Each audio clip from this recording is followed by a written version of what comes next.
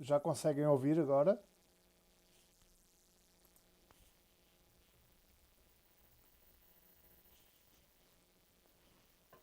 Ok, ok.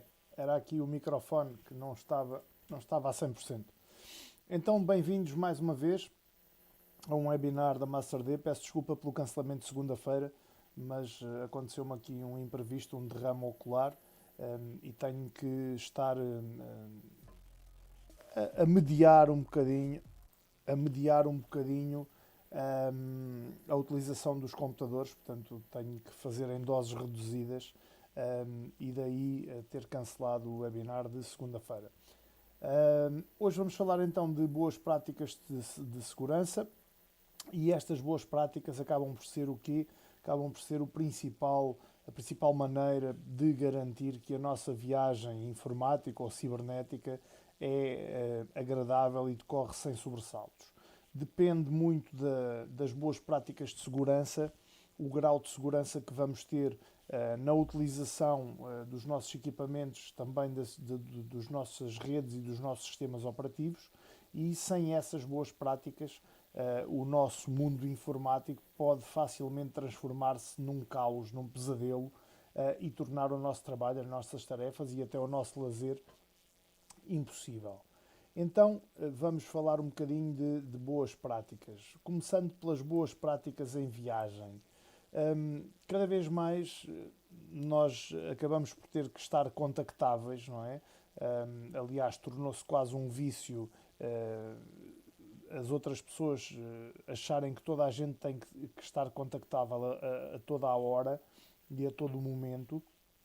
Eu pessoalmente não sou favorável a esse conceito, mas cada vez mais esse conceito está a graçar pela nossa sociedade. Então isso causa o quê? Causa que tenhamos sempre à mão, ou mais à mão, um dispositivo eletrónico ligado. Um telemóvel, um smartphone, um tablet, um computador, um portátil, etc.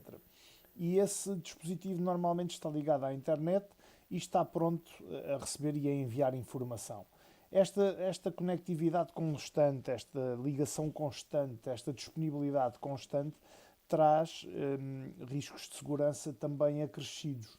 E esses riscos de segurança normalmente começam pelo facto das informações armazenadas nos dispositivos móveis são normalmente sensíveis e de cada vez maior importância. Portanto, isso vai tornar esta necessidade de ligação permanente, digamos assim, numa ameaça também à nossa segurança. Isto quer dizer o quê? Quer dizer que se temos informações sensíveis armazenadas em dispositivos móveis, em portáteis, etc., e que são cada vez de maior importância, o roubo, o extravio, a perda pode assumir um impacto muito grande na nossa vida e também, no caso de serem equipamentos de empresas, também nas próprias empresas e nas atividades das próprias empresas. Então é necessário que adotemos um conjunto de comportamentos que são corretos na utilização desses dispositivos. Quando nos deslocamos então em viagem, principalmente para o estrangeiro, este aspecto ainda ganha maior relevância e aquilo que nós podemos fazer é usar algumas regras que podemos adotar e assim reduzir as ameaças e os riscos e limitar também os impactos que possam vir a ser negativos. Os equipamentos e os dados podem despertar a atenção de terceiros, então devemos ser muito cautelosos, mesmo que essa cautela possa causar algum constrangimento a quem estiver ao pé, não se importem com isso. Antes de sairmos do país, devemos também ler as normas de segurança da nossa organização, da nossa empresa, as normas e as políticas de segurança e estarmos bem cientes do que das leis locais de para onde vamos viajar, para o sítio para onde vamos viajar. Temos que saber como é que funcionam os controlos de fronteira, de importação, de alfândega, etc. Devemos marcar os nossos equipamentos de forma a que os possamos sempre acompanhar visualmente e garantir que não vão existir trocas. Isso é importante, por exemplo, em aeroportos. Deixar um backup dos nossos dados num local seguro antes de ir em viagem, isso vai também salvaguardar a informação em caso de roubo ou extravio dos nossos equipamentos, e não devemos viajar com dados sensíveis a menos que sejam absolutamente imprescindível fazê-lo. Os equipamentos não devem conter então em viagem mais do que a informação necessária, aliás eu acrescentaria estritamente necessária. As políticas de criptografia e as redes que nós visitarmos também podem ditar problemas, portanto termos atenção a isso. Não devemos utilizar equipamentos oferecidos por terceiros, como cartões de memória, pendrives, etc. Porquê? Porque esses equipamentos são normalmente bons veículos de propagação de vírus e malwares, e se tivermos necessidade de usar uma pen, usar uma nossa em ambiente controlado, de preferência numa máquina virtual, e formatando-a logo depois da utilização. Devemos manter screensaver com password ou impressão digital ou leitura de retina no caso da câmara do nosso computador assim o permitir. Devemos usar uma VPN também para colocar com a rede de trabalho e, obrigatoriamente, só visitar sites que usem o protocolo HTTPS, portanto, o protocolo, a versão segura do HTTP. Durante a nossa viagem, devemos proteger os nossos equipamentos com passwords fortes, levar também equipamentos e ficheiros sempre connosco, ou seja, se formos num avião, devemos levá-los aos nossos pés numa pequena mochila e não colocá-los no armário por cima de nós, porque com facilidade nos deixamos dormir ou qualquer coisa e ficam muito mais à mão para poderem ser trocados ou roubados ou extraviados. Então, os equipamentos informáticos naquele espaço aos pés deve ser o ideal, e também devemos evitar deixar estes equipamentos no hotel, mesmo que fique num cofre, porque os cofres, normalmente, há pessoas nos hotéis que sabem as combinações dos cofres. Devemos usar software de encriptação nos nossos ficheiros também, limpar o histórico de navegação e das chamadas, limpar a cache, os cookies, os temporários e as palavras-passe de acessos a sites que estejam armazenadas no nosso computador. Não devemos carregar os nossos equipamentos em terminais USB públicos, porque há terminais em países menos honestos, digamos assim, que são concebidos para comprometer e mesmo para roubar a informação dos equipamentos, de modo que devemos evitar essa ligação. Não usar redes públicas de Wi-Fi, muito menos no estrangeiro. As redes até podem ser de confiança, mas os utilizadores que vão usar essas redes podem não o ser, e nunca sabemos quem é que está ali connosco.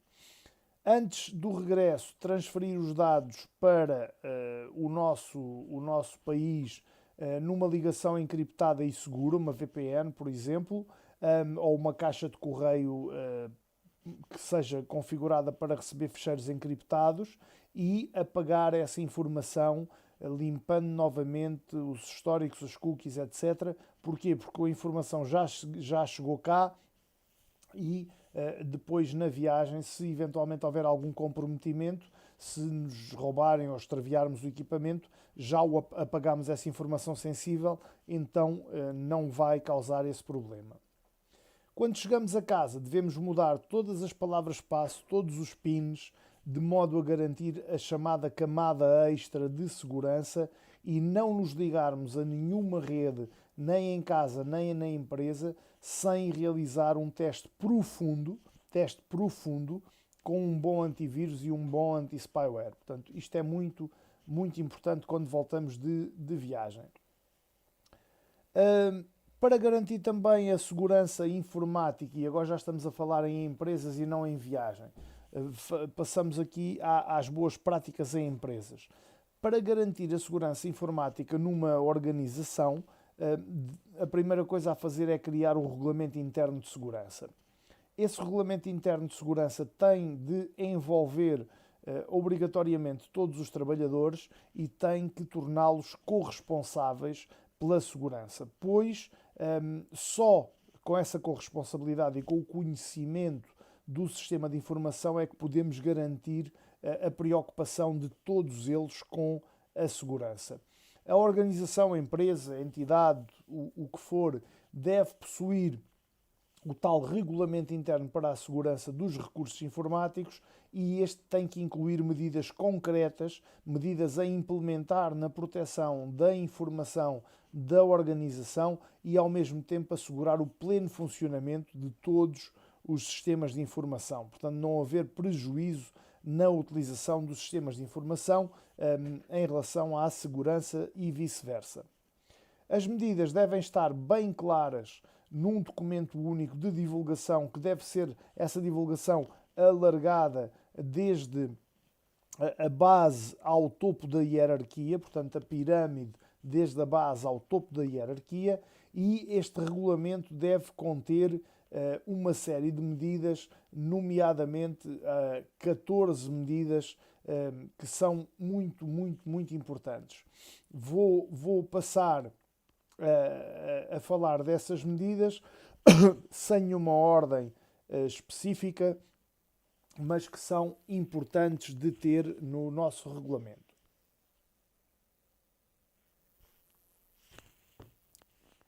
A primeira deve ser uma mensagem da administração, das pessoas que mandam, entre aspas, destacando e frisando bem a importância da segurança informática na organização. Em segundo lugar, falar de objetivos de segurança da própria organização. O que é que se pretende em termos de segurança? Terceiro lugar, o que é preciso e o que é que se recomenda, ou seja, requisitos e recomendações para a segurança. Quarto lugar, para os que menos percebem de informática, deve existir um glossário de termos técnicos para que todos, sejam técnicos ou leigos, possam compreender a linguagem que está constante do próprio regulamento e ninguém poder dizer que não compreendeu o que lá estava escrito por causa dos termos técnicos. Depois, definir claramente quem é o responsável pelo regulamento e responsável pela implementação das políticas de segurança na empresa. Isso é muito importante. Inclusive, se a pessoa que for responsável por esta implementação não estiver no topo da hierarquia, estiver a meio, por exemplo, um técnico de IT, de informática, essa pessoa, em termos de segurança, tem de passar a ser o topo da hierarquia, porque não se pode desautorizar o responsável da segurança, não se pode maniatar esse responsável e não se pode impedi-lo de aplicar as boas práticas, mesmo que seja a pessoa que está acima dele na hierarquia. Obviamente que nem sempre isto funciona bem nas empresas, mas o recomendável é isto que eu estou a dizer. Depois, avaliar e rever o próprio documento com alguma regularidade. Fazer também ou manter um diagrama atualizado de todos os computadores e da rede, portanto, da existência física de máquinas e da rede. A lista de recursos também de hardware e de software, o que a empresa possui, também deve fazer parte deste regulamento. A topologia que a rede utiliza também deve estar documentada. Todos os utilizadores com privilégios de administração devem estar listados neste documento, sem, obviamente, fazer referência nem ao nome do utilizador, nem à password dos mesmos. Também uma listagem de utilizadores com privilégios para aceder à atividade da direção, ou seja, quem é que são os utilizadores que têm privilégios de direção na organização. uma listagem de utilizadores temporários também. Depois, mais duas medidas para complementar e para terminar este documento.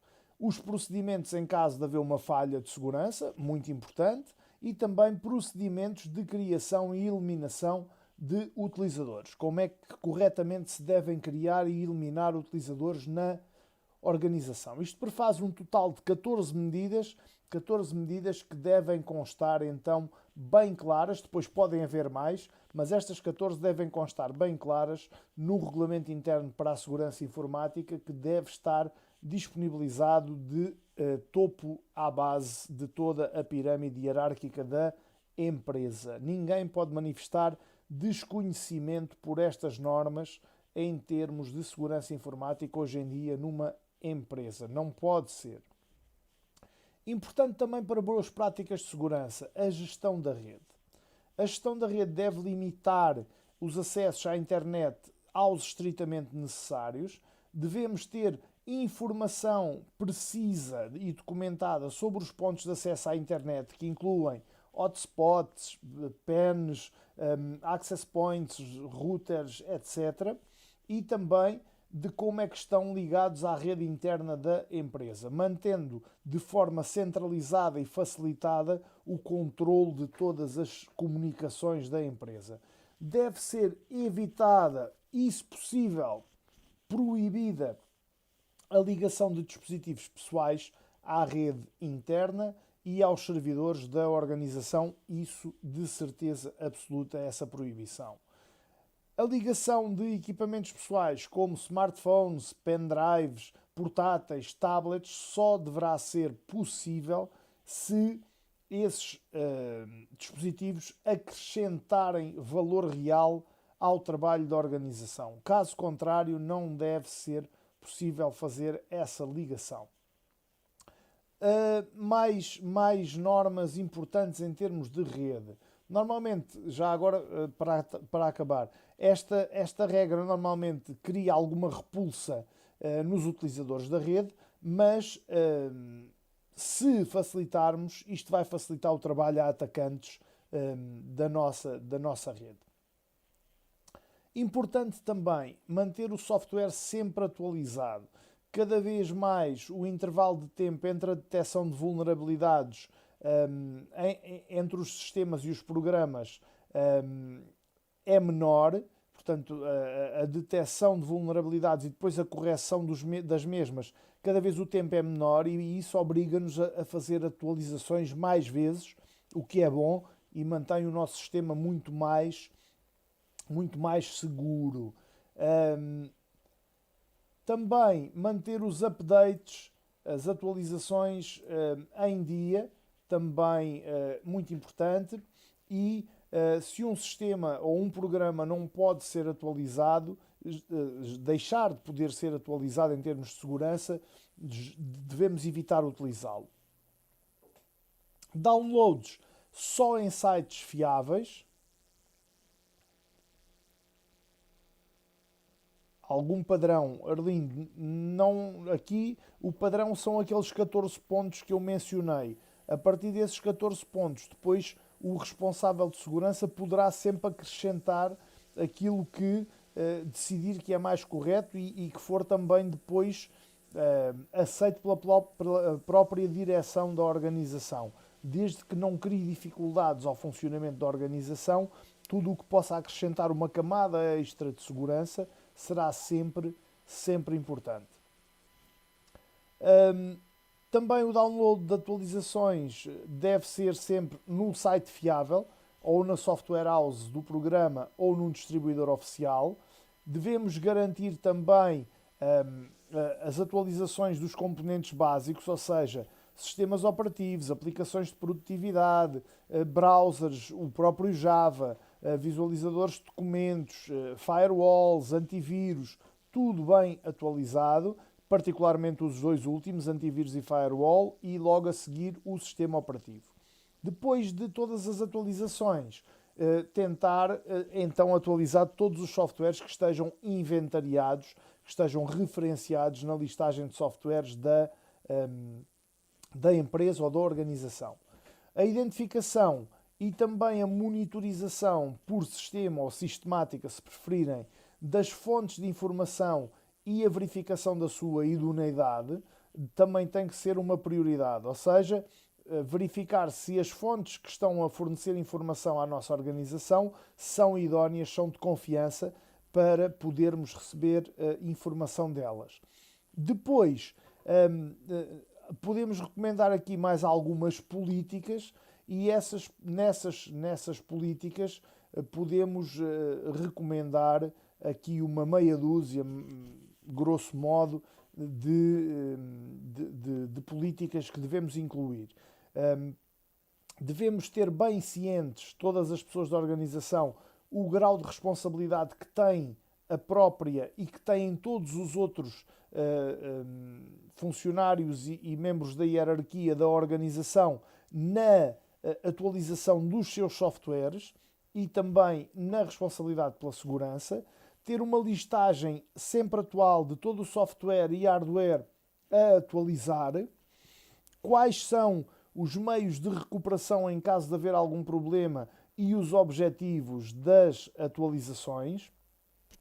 Também, antes de fazer atualizações, avaliar o impacto que as mesmas poderão ter no funcionamento do sistema, não excluir softwares das políticas de atualização e, se tivermos por algum acaso que manter algum software desatualizado em funcionamento, isolá-los numa máquina virtual, por exemplo, ou numa máquina que não esteja ligada à rede, para garantir mitigação de riscos. Ou seja, a utilização de filtros rigorosos, permitindo restringir acessos a esse software num computador à parte, numa máquina virtual, não fazer autenticação com palavras-passe que sejam iguais àquelas que são utilizadas noutros softwares ou noutros sistemas da organização, e o software que não pode ser atualizado não pode partilhar recursos com os restantes softwares da organização. Isto são regras fundamentais de boas políticas de segurança. Para terminar aqui a questão das boas políticas, vamos falar de utilizadores e, nomeadamente, da forma como podemos apontar como um dos pontos fracos dos sistemas de informação as palavras-passe dos utilizadores. Então, é muito importante definir políticas relativamente a palavras-passe e estas devem ser aplicadas de forma transversal a toda a infraestrutura e a toda a organização. Nestas políticas é fundamental identificar pelo nome do utilizador cada utilizador do sistema, devendo retirar da política de acesso, por exemplo, os anónimos e os genéricos. Portanto, os convidados, essas coisas não são proibidos, mas não devem ser a política comum, digamos assim. Devemos, por exemplo, proibir contas que não são atribuídas a uma pessoa, a um indivíduo, mas a um serviço. Por exemplo, uma conta atribuída ao servidor web, ou ao servidor de base de dados, ou ao servidor de impressão, não devemos ter. A conta atribuída ao servidor web, se não houver ninguém específico para trabalhar com o servidor web, deve estar, por exemplo, a conta do administrador de rede. E aí, sim, deve ser gerida. Porquê? Porque essas contas devem ser geridas de forma ainda mais rigorosa do que as contas de utilizadores individuais. E isso vai obrigar também a que essa gestão seja efetiva. Definir regras para a criação de palavras-passe, escolher regras que garantam palavras-passe fortes e difíceis de descobrir através de programas automatizados, usar também uma palavra-passe única por cada serviço ou por cada sistema crítico, não usar uma palavra-passe para tudo, portanto uma palavra-passe para cada serviço ou para cada sistema crítico, evitar a escolha da mesma palavra-passe para o e-mail pessoal e para o e-mail profissional, não deve ser a mesma palavra-passe, não pedir a ninguém que nos crie uma palavra-passe, nós próprios devemos criá-la, alterar de forma expedita as palavras que são fornecidas por defeito pelos sistemas, portanto, mudá-la logo para uma palavra-passe segura. Mudar as palavras-passe também com frequência. 30 dias é um bom timing para manter em sistemas com dados que sejam sensíveis. Nunca guardar palavras-passe em ficheiros expostos a riscos e a invasões, nem em post-its colados nos ecrãs, ou na secretária, ou num caderno na secretária, ou numa folha num placar na parede. Isso deve ser evitado a todo o custo. Nunca enviar as palavras-passe para uma conta de e-mail pessoal e não guardar palavras-passe nos browsers de internet. Devemos usar um programa gestor de palavras-passe também para fazer essa gestão.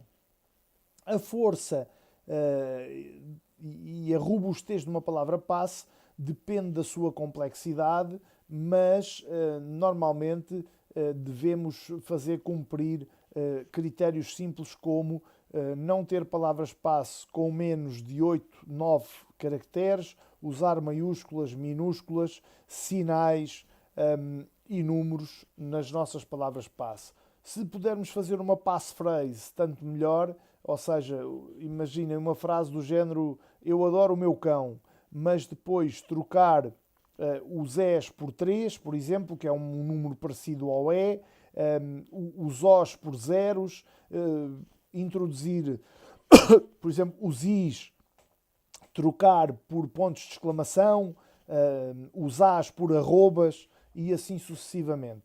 E ao fazer uma passphrase comprida com estas trocas de caracteres por números e sinais, caracteres especiais, portanto, as letras trocar por alguns números e caracteres especiais e introduzir também aqui e ali uma maiúscula, vamos garantir que as nossas passwords se tornam muito mais seguras e garantir também a segurança da organização. Importante é fazer cumprir as normas relativas à autenticação, ou seja, bloquear contas em que a palavra-passe não respeite as regras e, ao mesmo tempo, não seja alterada de acordo com os timings da organização. Ou seja, imaginem, o administrador da rede programa as palavras-passe para serem mudadas a cada 30 dias, mas os utilizadores não mudam, automaticamente a conta bloqueia. Portanto, só depois de mudar a palavra-passe é que a pessoa volta a ter acesso à sua conta. Isto é fácil de fazer em servidores e fica resolvido. Também bloquear configurações em computadores que usem o sistema operativo sem palavra-passe, ou seja, não permitir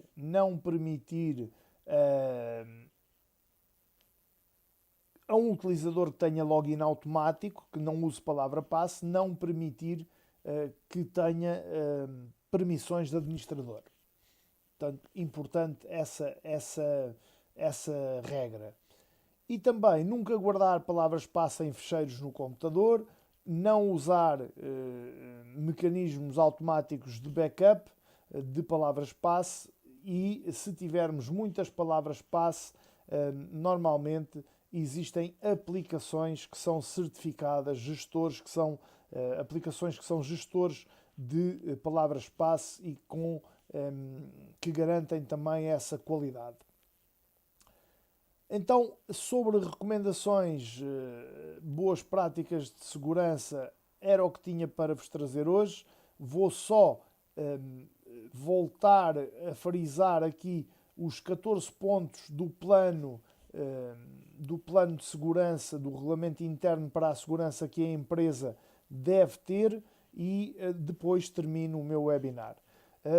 Mensagem da administração destacando a importância da segurança, muito importante, mostrar que a administração está ciente dos riscos e aposta na segurança. Sim, Johan, recomendo. Eu já vos ponho aí um nome, está bem? Também objetivos de segurança da organização, requisitos e recomendações. glossário para toda a gente compreender também a linguagem técnica no regulamento, definição clara de quem é o responsável pelo regulamento e deve implementar todas as políticas de segurança da empresa, avaliação constante e revisão constante do documento, um diagrama da rede e da existência de computadores sempre atualizado, uma lista também sempre atualizada dos recursos de hardware e software, a topologia de rede de organização também deve constar deste documento, quais são os utilizadores com privilégios de administração, mas apenas os nomes, nada de utilizador nem password, e quais são os utilizadores com privilégios para aceder à atividade de direção da organização. Também quem são os utilizadores temporários, quais são os procedimentos de criação e eliminação de utilizadores e os procedimentos no caso de haver uma falha de segurança. Portanto, estes são os pontos fundamentais para boas práticas para um regulamento. Johan, eu vou-vos mandar pelo campus, está bem? Mando inclusive o link do site. É preferível assim do que estar a pôr só aqui no chat do webinar, porque depois quem vir a gravação do webinar tem maior facilidade também se receber no campus. Daqui a uns minutos recebem aí no campus qual é o programa ou os programas que eu recomendo e o site onde podem fazer o download. Espero que tenham gostado de mais este webinar. Voltamos para a semana. Desejo-vos um resto de boa semana, um bom fim de semana também, bom descanso e até para a semana. Um forte abraço. Mandei-vos uma mensagem há pouco com algumas alterações ao calendário de webinars devido aos tratamentos que tenho que fazer aqui à vista, mas está lá tudo já nesse e-mail e será feita a mudança atempadamente.